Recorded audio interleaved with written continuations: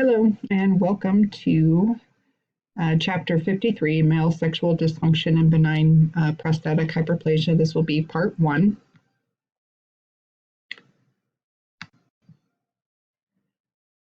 Of course, Laney's starts by giving us some of the physiology background. In this section, when we talk about BPH, benign prostatic or prostate hyperplasia, and erectile dysfunction, when we refer to male sexual dysfunction, it can be two things, either erectile dysfunction or premature ejaculation. They start here with erectile dysfunction, which is abbreviated as ED. So it's defined as a persistent inability to achieve or sustain an erection suitable for satisfactory sexual performance. And in the United States, it can affect up to 30 million men. It's commonly associated with chronic illness, especially diabetes, hypertension, and depression. And among men with diabetes, the incidence of erectile dysfunction is between 35 and 75%. So kind of a large range there. And in approximately 1/4 of the cases of erectile dysfunction, the cause can be identified to be from medications. So that is something to keep in mind if that is a patient that you're treating, that a good review of their drug and medication list would be appropriate. As we go down into table 53 point here, Laney's helps line those out for us. These are common drugs that can cause sexual dysfunction and erectile dysfunction. And again, I would say that these are not uncommon drugs. Digoxin, hydrochlorothiazide, spironolactone, Prozac, Elavil, obviously alcohol, and we will talk a little bit more about this in finasteride, which is Proscar. The risk for ED increases with age, and according to the National Institute of Health, erectile dysfunction affects approximately 4% of men in their 50s. But just a decade later, you're now up to 17% of men in their 60s. So this, or a total inability to achieve erection affects 47% of men over the age of 75. The first-line treatment for erectile dysfunction are lifestyle measures, so increasing exercise and smoking cessation, changing drug regimens to remove the drugs that may be causing it, and drug therapy with Viagra, which is sildenafil, or another drug in its class. Then we do have some of the other options that would include psychotherapy or even surgical procedures such as a penile prosthetic implant. So, of course, Laney's starts with the physiology of erection, and I do think that this is a good review for us. This is probably not something that we all see in our practice very often, unless we're in a urology clinic that we're very familiar with this. We've probably kind of learned it once and forgot about it. So it is good to go over the physiology of the male anatomy and how erection is obtained, because then, of course, if we understand that, then we can understand better how the drugs that we're talking about will affect the physiology of the body. So again, they talk about the physiology here, and they say that before we should discuss the drugs of erectile dysfunction, again, we need to understand the physiology of an erection. The process begins obviously with sexual arousal, and with that, it increases the male parasympathetic nerve traffic to the penis, which causes a local release of nitric oxide. Nitric oxide, as we know, can promote vasodilation. So the nitric oxide then activates the guanylyl cyclase, which is an enzyme that makes the cyclic guanosine monophosphate, cGMP.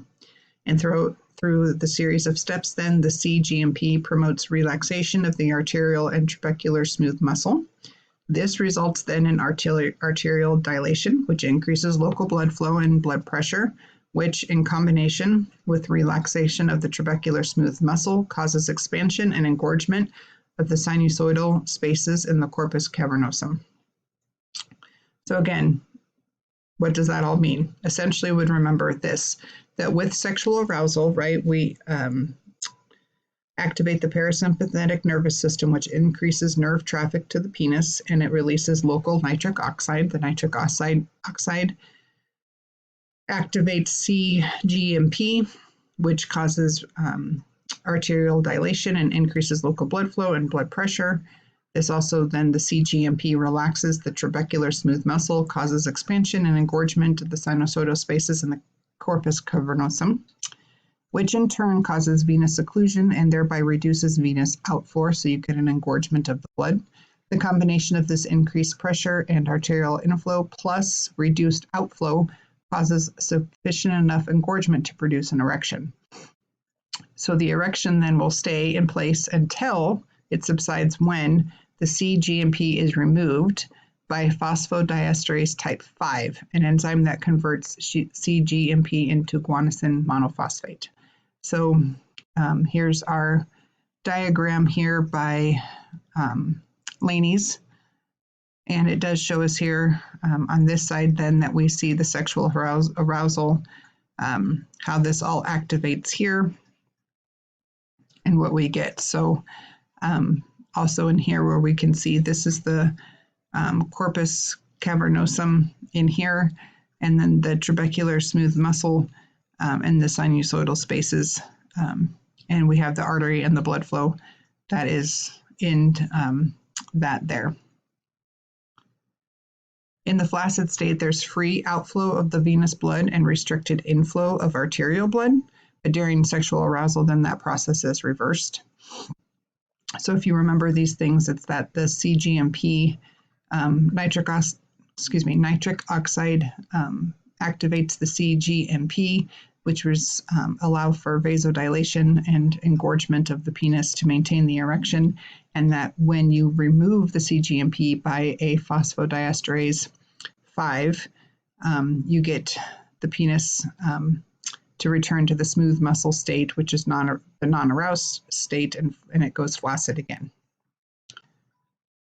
So when we do oral drugs for erectile dysfunction, we work with phosphodiesterase 5 inhibitors.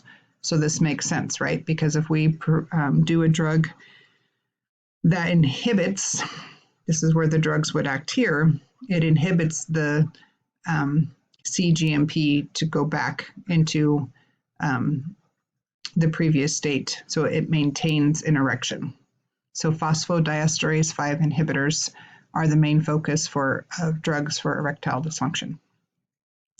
All right, so we have the the PDE5 inhibitors enlisted here in table 53.2. I highlighted again the considerations. These are the things that make these drugs or are specific to these drugs that you would need to know about. I'll let you all review those here. We have 4 of the PDE5 inhibitors: sildenafil, tadalafil, vardenafil, and avanafil. So obviously the FIL drugs. Sildenafil is the prototype for this section. It was introduced in 1998 as the first oral treatment for erectile dysfunction. It's reliable, it's easy to use, it's been well studied, so it's the prototype drug that we do talk about.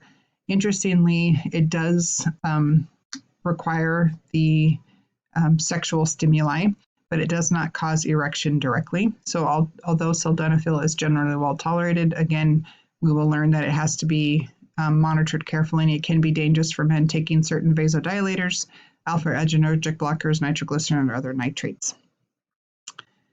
This is the patient education point about prescribing sildenafil.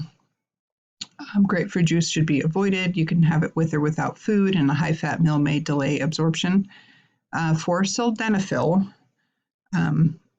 is kind of the prototype drug that we talked about, and that may have different directions, but between each of the drugs is what I'm getting at, is that sometimes you have to take them before sexual activity within a certain time frame. Most of them, it's about an hour.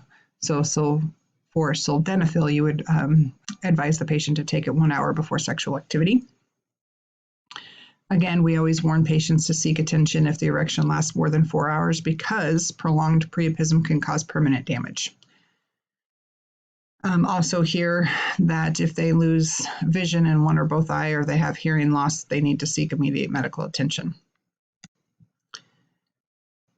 And again, just to point out that the erection-enhancing side effect of sildenafil was discovered by accident. We actually developed this drug as a cardiac medicine, but the drugs were, or the effects for cardiac were minimal, but they did discover that the men taking them had a cure of their erectile dysfunction, so it was remarketed for that purpose.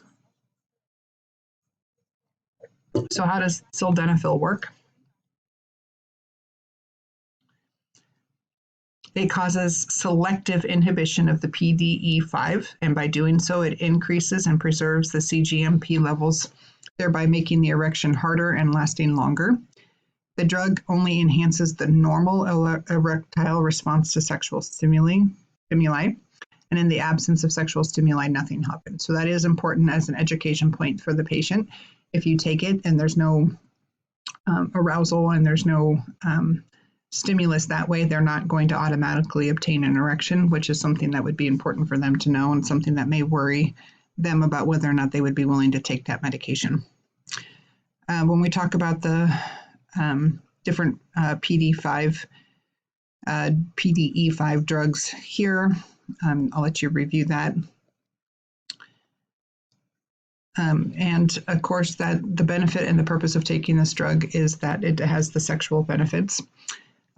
So they've studied it in age 19 to 87 for a variety of reasons for the erectile dysfunction, and it works for 70% of the patients taking it.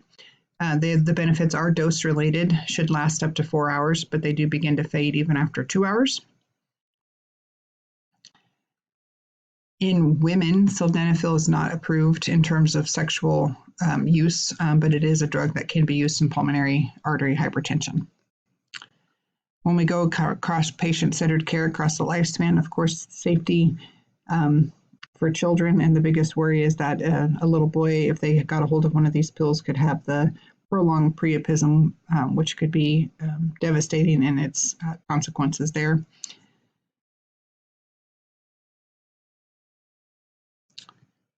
And for the older adults, of course, we'd like to use the lowest dose. It can produce a small reduction in blood pressure, but if you're on a significant amount of nitrates or alpha blockers, severe hypotension can develop. We could talk again about priapism, which is the painful erection lasting, here it states more than 6 hours, but typically it's 4 hours. So they do say if it's 4 hours or more, you need immediate medical attention. And again, left untreated, this can cause permanent damage of penile tissue. If it lasts longer than 24 hours, chances are very high that the patient will never be able to have sexual intercourse again. Persistent erection can be relieved by aspirating blood from the corpus cavernosum, followed by irrigation with the solution containing a vasoconstrictor. And if that doesn't work, then they have to have surgery. Very rarely, men taking sildenafil have developed this non-arteritic ischemic optic neuropathy, which could be irreversible loss of vision. So that's why you do counsel them to come seek immediate medical attention if they have that loss of vision. Also, it's very rare, but it can cause men to have sudden hearing loss, which could be associated with dizziness, vertigo, or ringing in the ears. The other common side effects could include headache, flushing, or dyspepsia. It can cause nasal congestion, diarrhea, rash, or dizziness. And in addition, sildenafil may intensify symptoms of obstructive sleep apnea. The biggest concern, and something you're always going to be ready for, like a board question, is that there's the interaction between nitrates and sildenafil. It's absolutely contraindicated to prescribe sildenafil or Viagra for men taking nitrates. So if they carry around a bottle of nitroglycerin, if they have ischemic heart disease or they're on a long-acting nitrate, they cannot take this medication. And we're going to stop there as a review, and we'll come back for part 2 to discuss more drugs in more detail.